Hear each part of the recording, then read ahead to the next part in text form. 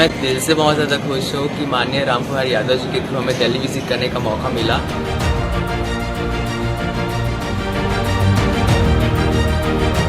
मैंने जो बचपन में जो महसूस किया था उनको दिखाने का प्रयास किया कि देखो दुनिया कैसा है। अगर आप पढ़ोगे लिखोगे तो हो सकता है आप हर क्षेत्र में आगे बढ़ें। कोई बिजनेसमैन बन जाए, कोई आईपीएस आईएएस बन जाए, कोई तहसीलदार कलेक्टर बन जाए, कोई और अच्छा नेता बन जाए। तो इसलिए उनके मन में एक भावना पैदा करने के लिए जहाज में बैठाने का प्रयास करता हूँ। लोग कहते हैं कि जब मन में चाहत होती है तो इंसान हर एक चीज़ कर गुजरता है। एक ये भी लाइन है कि ज़्यादातर लोग इस लाइन को इस्तेमाल करते हैं कि जिन्होंने कुछ नहीं देखा और जिन्होंने कुछ नहीं पाया होता है, वो एक वक्त ऐसा आता है जो सब कुछ हासिल कर लेते हैं। ये लाइन मैं इसलिए कह रही हूँ क्योंकि हमारे साथ इस वक्त मेरे बगल में जिस शख्स को आप देख रहे हैं, ये इस वक्त मौजूदा विधायक हैं छत्तीसगढ़ शक्ति जिले के चंद्रपुर से। इनके बारे में बताने से पहले मैं आपको बता दूं, इस वक्त ये चारों तरफ पूरे देश में छाए हुए हैं कि सबसे गरीब, पूरे देश में अगर तीसरा स्थान किसी गरीब एमएलए यानी कि विधायक का नाम आता है तो तीसरे नंबर पर नाम आता है रामकुमार यादव जी का। इन्होंने जो गरीबी देखी है और गरीबी से लेकर आज यहाँ तक पहुँच रहे, इनके सफ़र के बारे में इनकी ही ज़ुबानी जानेंगे कि किन किन समस्याओं का इन्हें सामना करना पड़ा। क्या ये बचपन से राजनीति में आना चाहते थे या फिर एक समय ऐसा आया जो इन्होंने इस रास्ते को चूज़ किया। लेकिन सबसे खास बात ये है कि एक गरीबी से और ख़ास करके इस मुकाम पर पहुंच जाना, और जब गूगल पे डाला जाता है सबसे गरीब एमएलए कौन है पूरे भारत का, तो तीसरे नंबर पर नाम आता है रामकुमार यादव का। मैं बार बार इस बात को इसलिए दोहरा रही हूँ क्योंकि इन्होंने अपनी आंखों से बहुत करीब से गरीबी को देखा है और गरीब लोगों का ये जिस तरीके से मदद करते हैं पूरे देश में छाए हुए हैं। तो सबसे पहले रामकुमार यादव जी, आपका मेरे TV24 चैनल पर स्वागत है।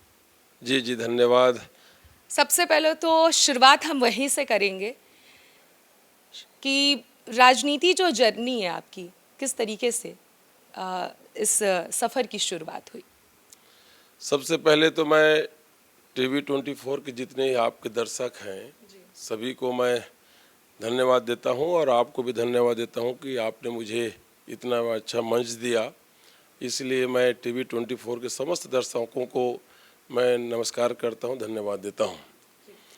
देखिए, रही बात राजनीतिक में आने की, तो मैं तो ऐसे माँ के कोख से पैदा हुआ जो कभी ख्वाब में भी नहीं सोच सकता था कि मैं कहीं राजनेता बनूंगा, एमएलए बनूंगा, एमपी बनूंगा।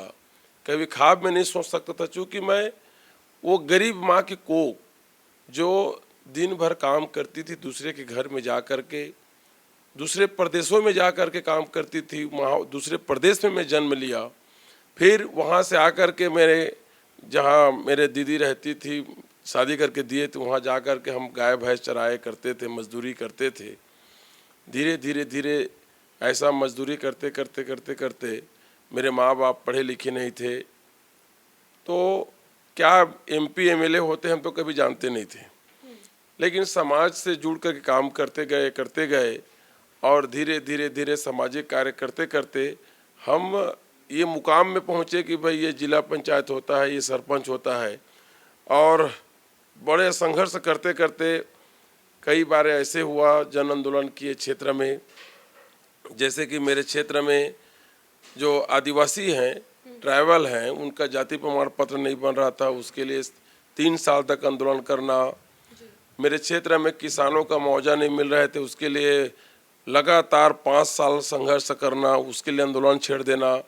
ऐसे करते करते फिर वहाँ हमारे माननीय कांग्रेस के नेताओं से, बहुत सारे नेताओं से मेरा मुलाकात हुआ। फिर राजनीति के बारे में चर्चा हुआ, तो आज आपके सामने में एक दोबारा एमएलए के रूप में भी बैठा हूँ। लेकिन जीवन की शुरुआत अगर देखेंगे तो मैं फिर कहूँगा आपके जितने भी दर्शक हैं सभी को कि आपके माध्यम से भी बताना चाहता हूँ कि अगर जीवन में किसी को दुनिया में कोई लक्ष्य प्राप्त करना चाहे तो मैं जीता जागता उदाहरण हूँ। मैं ऐसे गरीब के कोख से पैदा हुआ था कि मैं क्या चीज़ नहीं जानता था कि एमपी एमएलए, लेकिन लोगों ने मुझे इतना प्यार दिया और ऐसे राज परिवार के साथ में मैं चुनाव लड़ा। एक तरफ धनवान लोग थे, बलवान लोग थे, एक तरफ निर्धन थे, लेकिन जनताओं ने मुझे आशीर्वाद दिया। इसलिए मैं कहना चाहता हूँ, जितने युवा देख रहे हैं या जितने माँ बाप देख रहे हैं, उनके आप अपने बेटों को बताइए इस बात को कि जब एक गरीब के निर्धन का बेटा एक दूसरे घर में झाड़ू पोछा करने वाले की बेटा अगर MP MLA बन सकते हैं तो आप क्यों नहीं बन सकते। ज़रूर अपने बेटों को बताइएगा, अपने बेटियों को बताइएगा, ताकि एक गरीब के बेटा जब कोई MP MLA जब आएगा बनेगा तो इस देश प्रदेश के लिए अच्छा काम करेगा और एक कहना चाहिए गरीबों की अच्छी सेवा कर सकता है। इसलिए आप अपने परिवार के बच्चों को ज़रूर बताइएगा। जी। अच्छा विधायक जी, हम ये भी जानना चाहेंगे आपसे, आप अभी जैसे कि हमारे दर्शकों से बोले कि उन माँओं को मैं कहना चाहूँगा कि एक झाड़ू पोछा लगाने वाली माँ का बेटा जब MP MLA बन सकता है तो सभी का बेटा बन सकता है। उस लायक संस्कार दीजिए, उस लायक पढ़ाइए लिखाइए। आपकी माता जी जब आप पहली बार MLA बने कितना खुश हुई थी और वो क्या बोली थी? देखिए मिश्रा बहन जी, मुझे इस बात का बहुत दुख है कि मेरी माँ नहीं है। मैं बहुत मेहनत करके आगे मुझे पढ़ाने के उन लोग जो है बहुत मुझे प्रयास किए। बेचारी दूसरे घर में काम करती थी और वो तो क्या MP MLA नहीं जानती थी बेचारी, लेकिन वो मुझे देख कर कितने में खुश हो गई थी कि मेरा बेटा कुछ हो गया है, इसके पास लोग आते हैं। हम छोटे से मकान में रहते थे, लेकिन वो समझ गई थी कुछ न कुछ मेरा बेटा कुछ अलग कर रहा है। तो एक दिन मैं मजाक में उनको बोला, मैं आपके चैनल में दिल के बात कर रहा हूँ और एकदम दिल के बात कर रहा हूँ। मैं अपनी माँ को मजाक में किया कि एक जहाज़ जा रही थी, तो पहले हम लोग गरीब लोग या कोई भी बच्चे लोग खाना खाते थे, जहाज़ की आवाज़ सुनते थे, दौड़ जाते थे हम लोग और देखते थे किधर जहाज़ जा रहे थे। अपने माँ, सभी आपका माँ हो या मेरा माँ, सबके माँ बोलते थे पहले खाना खा ले बेटा फिर जहाज़ को देखना, लेकिन उस समय उल्टावले रहते थे, देखते थे। तो उसी बात को जब राजनीतिक में कुछ आगे आया सामाजिक कार्य में, तो मेरे माँ को मैं बोला कि माँ तू जहाज़ चढ़ेगी। तो मेरी माँ वो पढ़ी लिखी नहीं थी, लेकिन एक शब्द बोली कि बेटा तुझे मैंने जन्म दिया तो मैं जहाज़ भी चढ़ लिया, दुनिया के संसार को मैं पा लिया। ऐसा मेरी माँ, जिसको मैं कभी सोच नहीं सकती थी कि इतना बड़ी बात बोली।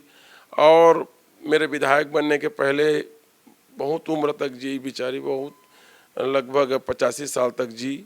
उसके बाद भगवान के घर चले गए। गुजरने के कितने वर्ष बाद आपने विधायक पद हासिल किया? उनके गुजरने के बाद मैं 7-8 साल के बाद में MLA बना। मेरे पिताजी जिंदा थे, लेकिन ये भी देखिए, मेरा पिताजी जब मैं काउंटिंग में आया और काउंटिंग में जब चुनाव में मैं जीत करके घर गया, तो मेरे पिताजी एकदम अंतिम सांस ले रहे थे।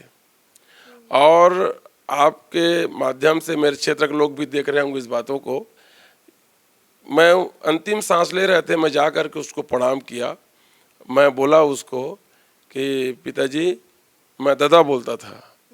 वही भाषा यूज करिए जो बोलते थे, एकदम वही लैंग्वेज भी वही हमें सुनना है। मैं बोला दादा मैं चुनाव जीत गया हूँ, आपका आशीर्वाद दो, मैं चुनाव जीत गया हूँ करके। तो मेरे को आशीर्वाद दिया और मैं फिर उसको बोला कि दादा मैं हमारे मुख्यमंत्री जी जो बनेंगे हमारे पार्टी का, तो मुझे जाना होगा, तो मुझे आशीर्वाद दीजिए।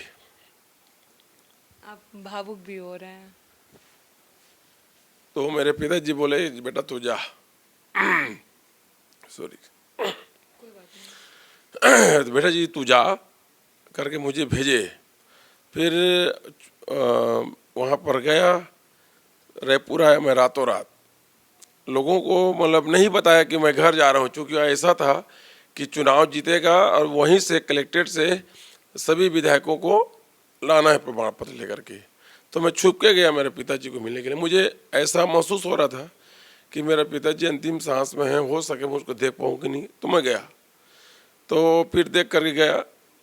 फिर यहाँ 4-5 दिन रहने के बाद में मुझे पता चला, वहाँ से फ़ोन आया तो मैं समझ गया रात में कि मेरा पिताजी को कुछ हो गया होगा। फिर घर आया तो मेरे पिताजी नहीं थे। मतलब ये कहिए कि मेरे पिताजी बिल्कुल जो है मुझे विधायक वो होता ही नहीं देख पाए वो। तो ये उस मुकाम पे आप थे, बस जी। पहुंचना थोड़ा सा बाकी था, तब तक वो तो ये जीवन का बहुत बड़ा मुझे मलाल भी रह गया कि एक गरीब बेटा जो सपने सपने को मार करके अपना आधा पेट रह करके मुझे बड़ा किया, लेकिन मुझे नहीं देख पाया विधायक रूप में। कोई बात नहीं। कहा यह भी जाता है हमारे हिंदू धर्म में या फिर हमारे भारत की ये सभ्यता है कि गुजरने के बाद उनकी आत्मा जरूर आसपास में रहती होगी और वो उसी चीज़ को वो देखकर खुश होंगे कि हाँ, मेरे बेटे ने विधायक बनकर सपना पूरा किया। अच्छा, अब आप भावुक हो गए, उस ओर से हम दूसरी ओर जाना चाहेंगे। हमने ये भी सुना है कि आपके क्षेत्र में आपने जिस लेवल का कार्य किया है, काफ़ी ज़्यादा लोग आपकी तारीफ़ करते हैं। और ख़ास बात ये है कि देखिए, किसी भी देश का या फिर किसी भी राज्य का भविष्य युवा को कहा जाता है, छात्र छात्रा और बच्चों को कहा जाता है, क्योंकि भविष्य उन्हीं पर निर्भर होता है। हमने ये भी सुना है कि आप हेलीकॉप्टर में बच्चों को बैठाकर घुमाते हैं। कैसे वो बच्चे होते हैं और क्यों घुमाते हैं, इसके पीछे की वजह क्या है?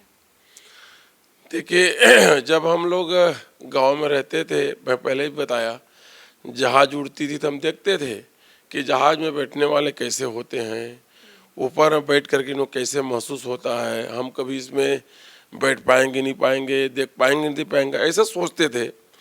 लेकिन क्षेत्र की जनताओं ने, माँ बाप के आशीर्वाद से, क्षेत्र के महान जनताओं ने जब विधायक बना दिया तो मैं इस बात को महसूस किया, जब मैं जिसे सोचता था वैसे गांव के बच्चे लोग भी अभी भी सोचते होंगे।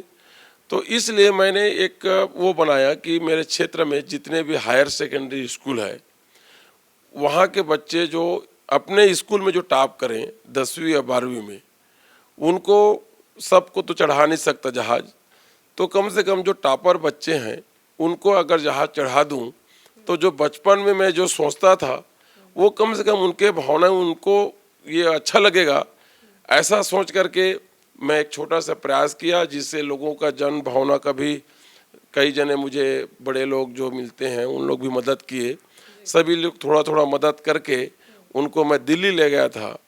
और हमारे जितने भी लोग हैं सब सहयोग करके दिल्ली आए, और दोनों तरफ तो अपन जहाज नहीं बैठा पाए, एक तरफ ट्रेन में आए, और जब दिल्ली से जब गए रायपुर तो उनको जहाज में लेकर के मैंने जो बचपन में जो महसूस किया था उनको दिखाने का प्रयास किया कि देखो दुनिया कैसा है।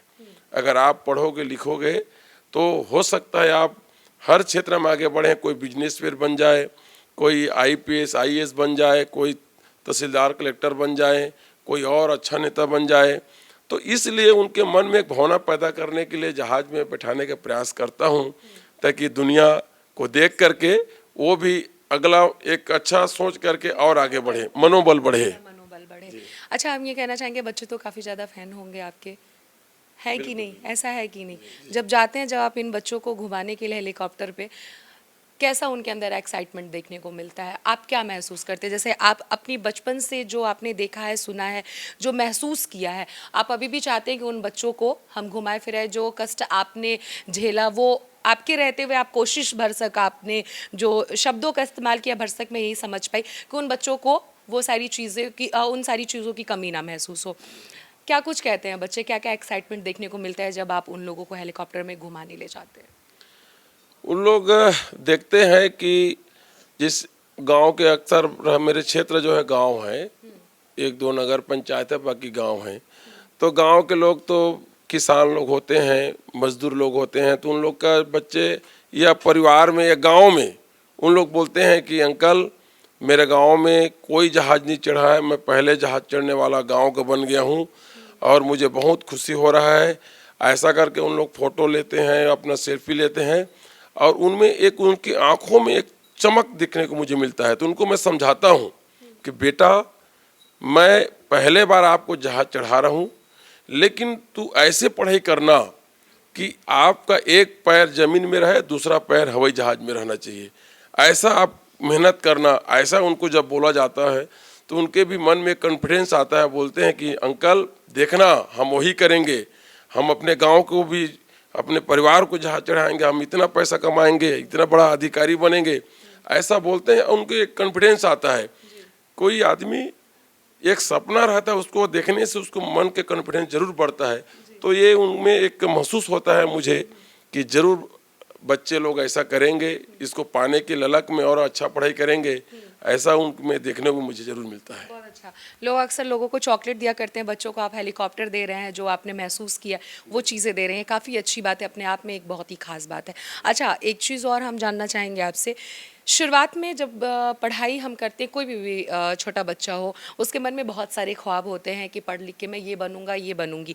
लेकिन आपने अपनी शुरू की स्थिति बताई कि बहुत दयनीय स्थिति रही, एक गरीब घर से आप हैं, तमाम चीज़ें आपने बताई और भावुक भी हो गए थे माता पिता जी की बात करते वक्त। एक चीज़ और जानना चाहेंगे, शुरुआत में आपने क्या इच्छा पाल रखा था जब पढ़ाई कर रहे थे कि मैं बड़ा होकर क्या बनूंगा, या फिर किस क्षेत्र में जाना है? कुछ सोचा था या फिर अपने ख्वाब को वहीं पर आपने दबा दिया था कि मैं एक बहुत गरीब घर से हूँ, मैं कभी कुछ नहीं बन सकता हूँ, पेट भरने लायक कुछ मजदूरी कर लूँगा? क्या कुछ सोच रखा था मन में? देखिए, दुर्भाग्य की बात है कि मैं ज़्यादा पढ़ नहीं पाया, मैं हाई स्कूल तक ही पढ़ पाया। लेकिन मैं ऐसा महसूस करता हूँ, जो परिस्थिति में मैंने जो पढ़ाई किया हाई स्कूल, मैं सोचता हूँ कि वो बहुत अच्छा पढ़ाई कर लिया मैं। चूँकि मेरे माँ बाप एक कक्षा पढ़े भी नहीं थे और मेरे माँ बाप जो है जम्मू में रहते थे कमाने के लिए। मैं दूसरे के, मेरे दीदी के घर में रह कर के गाय भैंस चरा के पढ़ता था। वो परिस्थिति में जहाँ उस ज़माने में कहना चाहिए बिल्कुल पढ़ाई लिखाई में कोई ध्यान, कोई मुझे आगे कोई फोर्स नहीं किया, उसके बावजूद भी कोशिश किया। और रही बात राजनीतिक में जाने का या अधिकारी बनने का, जो गरीब आदमी 2 वक्त तक रोटी जिसके घर में नहीं हो, वो क्या सोचेगा कि मैं MP MLA बनूंगा, मैं कलेक्टर बनूंगा, कोई अधिकारी बनूंगा। वो तो गरीब आदमी यही सोचता है कि हे भगवान, हे खुदा, हे प्रभु, मेरे घर में 2 वक्त तक की रोटी कल के लिए हो जाए, यही सोचता है। तो कभी हम नहीं सोच पाए थे, लेकिन परिस्थितियां ऐसा हुआ कि शुरू से मैं कुछ अलग हट के काम करने के लिए प्रयास करता था। जैसे मेरे गांव में रोड नहीं था, मैं आपके चैनल मेरे गांव के लोग भी देखेंगे, मेरे गांव में रोड नहीं था, तो मैंने सोचा कि मेरे गांव में रोड क्यों नहीं बनना चाहिए। तो मेरे गांव में श्रम दान में जन सहयोग से पहले रोड बनाया, उसमें मैं था।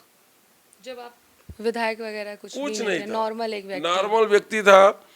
मेरे गांव में रोड नहीं था, हमारे गांव के लोग हंसते थे कि ये गांव में रोड नहीं है करके। तो उसी बात को लेकर के जन सहयोग से मिट्टी को डाल डाल के रोड बनाया गया पहला। फिर उसके बाद में एक और गांव था पिकरी पार करके, तो वहाँ के लोग फिर आए कि ये रोड बनाता है करके। तो फिर वहाँ गए, तो हमारे नाम FIR हो गया, और FIR हो गया। हमको तहसील बुलाया गया, उस समय के तहसीलदार साहब बोले तुम गुंडा बनते हो, रोड बनाते हो। तो हमने कहा सर हमारे लिए थोड़ी बनाया है। तो बोले किसके लिए बनाए हो? बोले आपके लिए बनाए, आप उस गांव नहीं जा पाते हैं। तो डर नहीं लगा उनसे इस तरह से जवाब देते? बिल्कुल नहीं, हम तो ऐसा था, हम पहले से तय करके रखे थे कि हमको अंदर जाना भी पड़ेगा तो जाएंगे, मतलब जनता के लिए कार्य जनता के लिए। हम अपने दिल को पूछते थे कि हम कोई बुरा काम तो नहीं कर रहे। अगर किसी का चोरी करोगे, कोई डकैती करोगे, कहीं पर गलत काम करके जेल जाओगे तो शर्म आता है। लेकिन अगर कोई आदमी सही काम करके अगर जेल जाए, वहाँ से आओगे तो अंतर आत्मा से आवाज़ मिलता है कि भाई मैंने कुछ किया। तो इसलिए फिर देखिए, वो तहसीलदार साहब भी हमको भगा दिए, बोले अंदर नहीं किया। वो बैठे बैठे रात हो गया, शाम हो गया, हम पूछे वहाँ कि भैया हमको क्या करना है। बोले तहसीलदार तो चले गए। तो मैं बोला मैं क्या करूँ, तुम भी भाग जाओ। बोले हम घर आ गए। तो उसमें कुछ नहीं हुआ। यानी तहसीलदार साहब भी आपको अंदर नहीं किया, वो भी नहीं किया। तो इस प्रकार से धीरे धीरे फिर एक जिला पंचायत चुनाव आया। तो मेरे को कई जने बोले कि जिला पंचायत क्यों नहीं लड़ लेते। तो मैं बोला ये होता क्या है भैया, मुझे जानकारी नहीं थी। तो बोले जिला पंचायत चुनाव होता है। तो मैं बोला भाई उसके लिए पैसा नहीं है, अब मैं कौन सा पार्टी से लड़ूंगा। मैं बोला मेरे पास तो ना था, मैं कांग्रेस में ना था, भाजपा में नहीं था, उस समय नहीं था। तो बोले तुम लड़ो यार। बोले अब मुझे बताया गया, तो उस समय बड़ा मुश्किल से मेरी उम्र हो रहा था। पहले तो मुझे उम्र नहीं हो रहा करके भगा दिया, लेकिन धीरे धीरे करके वो समझ गया कि लगभग हो गया समझे। और मुझे जिला पंचायत चुना लड़ा, तो मेरे पास पॉम्पलेट के लिए पैसा नहीं था, गाड़ी नहीं था। चैनल वाले भी हमारे क्षेत्र के लोग देखेंगे इस बात को सही, तब मैं बोल रहा हूँ। पॉम्पलेट को मुश्किल से 20-50 लेके जाता था, लास्ट में 1-2 बचता था तो उसी को बता करके फिर ले लेता था कि भैया मेरे पास पॉम्पलेट आखिरी हो गया, इसको दो करके फिर दूसरे को बता करके फिर लेता था। और उस समय मुझे जो छाप मिला था वो जाता, जिसमें आप लोग बोलते होंगे अपने भाषा में जतरी, जो आटा पीसने का जो होता है, वो मेरे बहुत काम आया। वो छाप मैंने गरीबों के भावनाओं को उससे जीता। मैं बोला गरीब का आटा चक्की छाप है, जतरी छाप, इसमें आप लोग गरीब लोग रहिए करके, और मुझे भरपूर प्यार मिला। ऐसा करते करते लोग मुझे आगे बढ़ाते गए। फिर उसके बाद में मेरे जनसंपर्क मेरे क्षेत्र के जो बहुजन समाज पार्टी के नेताओं से हुआ। बहुजन समाज पार्टी के नेताओं ने मुझे कहा कि भाई हम आपको चुनाव लड़वाएंगे, आप हमारे साथ आइए। उन लोग बोले कि भाई हमारे पास भी कुछ वोट है, आपके पास भी कुछ वोट है, दोनों को मिलाओगे तो आप चुनाव जीत सकते हो। तो मैंने काफ़ी मना किया, लेकिन उन लोग मुझे बहुत प्यार दिए और उनके प्यार आशीर्वाद मुझे बहुत अच्छा लगा। मैं चलो भाई आप लोग इतना प्यार देना कि मैं बहुजन समाज पार्टी से चुनाव लड़ा, और जो 14,000, 15,000, लास्ट 26,000 मिला था, उसको मैंने 45,000 किया। लोगों के प्यार आशीर्वाद संघर्ष से मुझे वोट दिए लोग बाग। मेरे पास तो पैसा कौड़ी था नहीं, लोग मुझे चंदा दिए, पैसा का माला पहनाते थे कि भैया हम पैसा का माला पहना रहे हैं, इस पैसे से आप पॉम्पलेट पोस्टर खरीदना। पैसे के मुझे माला पहनाते थे, कोई 20,000, कोई 30,000। और फिर बहुजन समाज पार्टी से चुनाव लड़ा, और उस समय का जो वर्तमान विधायक राष्ट्रीय पार्टी कांग्रेस पार्टी के प्रत्याशी था, वो तीसरे नंबर आया और मैं सेकंड आया। हाँ, फर्स्ट आया राजा साहब, जो दिलीप सिंह जयदेव का बेटा, युद्धवीर सिंह जयदेव जी। वो हमारे यहाँ बहुत बड़ा नाम है, उनके पिताजी बहुत नेता थे, अभी हमारे नेता ही हैं। मैं दूसरे पोजीशन में आया। फिर मैं महानदी में बहुत सारा आंदोलन किया, तो फिर मैं एक स्वयं का पार्टी बनाया। उस पार्टी के नाम था, संगठन का नाम छत्तीसगढ़ एकता पार्टी, मंच के नाम से शुरुआत किया, छत्तीसगढ़ एकता मंच। उसमें मैंने लगभग 2-3 साल काम किया, बहुत घूम घूम के बड़े बड़े आंदोलन किया। उसी बीच में हमारे राष्ट्रीय अध्यक्ष उस समय हमारे राहुल गांधी जी थे। मेरे क्षेत्र में उनका एक दौरा कार्यक्रम बना किसानों का। एक साराडी बैराज था, किसानों के लिए आंदोलन करता था, उसी में राहुल गांधी जी का पद यात्रा हुआ। तो उस पद यात्रा में जितने भी लीडर थे कांग्रेस का, सब वहाँ पर गए। तो उन लोग वहीं से मुझे खोज किए कि उन लोग देखे भैया कि ये तो जन आंदोलनकारी नेता है। तो वहाँ से फिर कांग्रेस लोग मुझे मेरे संपर्क में कोशिश किए मुझे जोड़ने का, और पूर्व मुख्यमंत्री भूपेश बघेल जी, उस समय का पूर्व मुख्यमंत्री अजीत जोगी जी, उस समय का प्रदेश अध्यक्ष चरणदास महंत जी, उस समय जो विपक्ष का नेता था कांग्रेस में TS सिंहदेव जी, सभी लोग मेरे से संपर्क किए। उन लोग बोले कि भैया आप कांग्रेस से लड़ो, और आपके चैनल से उन लोग भी देखेंगे।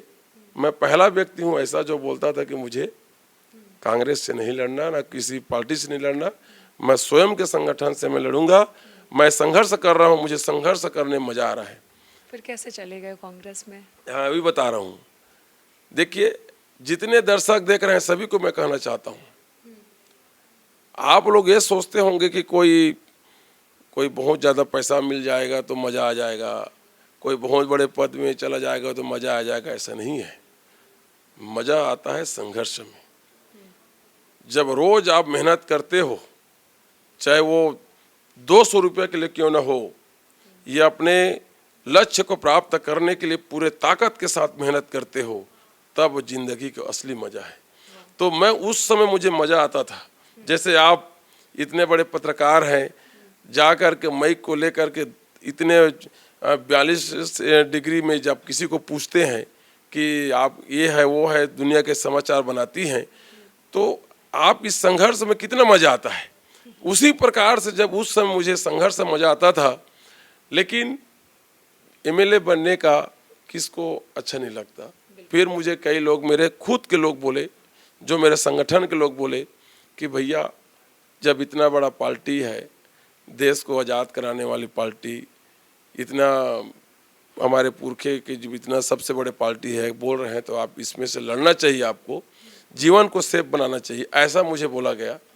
तो मैं भी सोचा और सोच करके फिर कांग्रेस पार्टी डायरेक्ट मुझे राहुल गांधी दिल्ली बुलाए और राहुल गांधी जी ने मुझे टिकट दिया।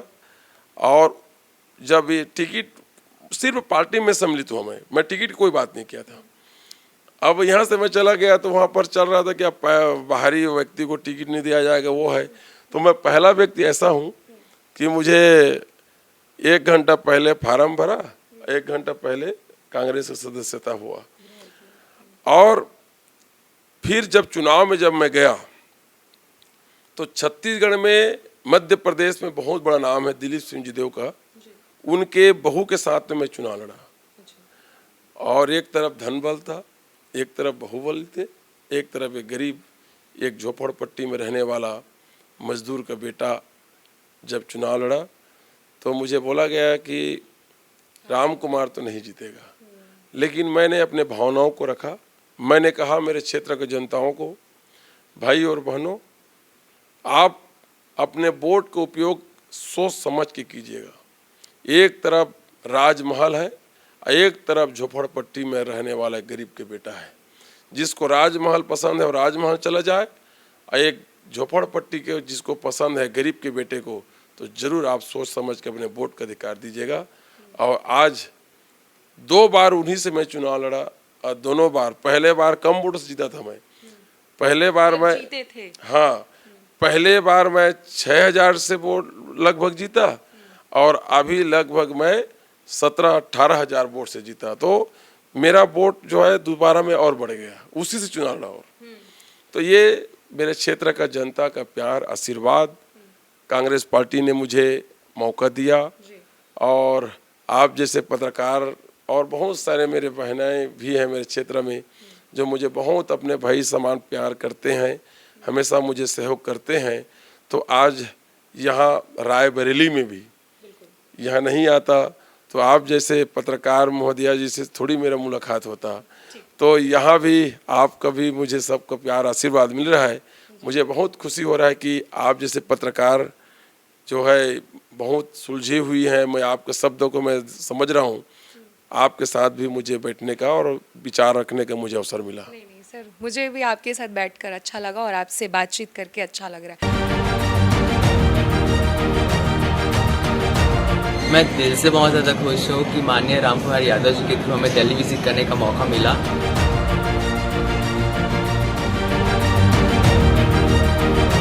मैंने जो बचपन में जो महसूस किया था, उनको दिखाने का प्रयास किया कि देखो दुनिया कैसा है।